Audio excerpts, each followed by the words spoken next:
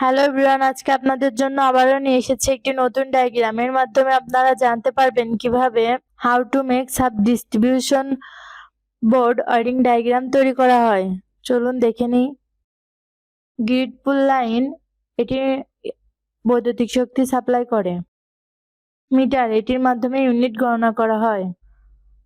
Negative বাসবার, ডিপিএমসিবি, double পুল ম্যানিফেস্টার circuit breaker, এটির মাধ্যমে negative ও positive line নিয়ন্ত্রণ করা হয়।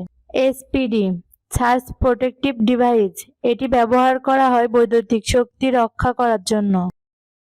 সার্কিট ব্রেকার্স, এটির মাধ্যমে যে কোনো একটি লাইন নিয়ন্ত্রণ করা হয়।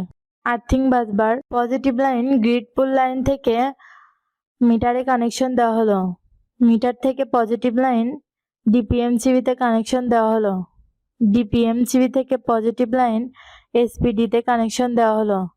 এসপিডি থেকে পজিটিভ লাইন সার্কিট ব্রেকার্সে কানেকশন দেওয়া হলো। Output line, negative line grid pool line থেকে মিটারে কানেকশন দেওয়া হলো। মিটার থেকে নেগেটিভ লাইন ডিপিএমসিবিতে কানেকশন দেওয়া হলো। ডিপিএমসিবি থেকে নেগেটিভ লাইন নেগেটিভ বাসবারে কানেকশন দেওয়া হলো।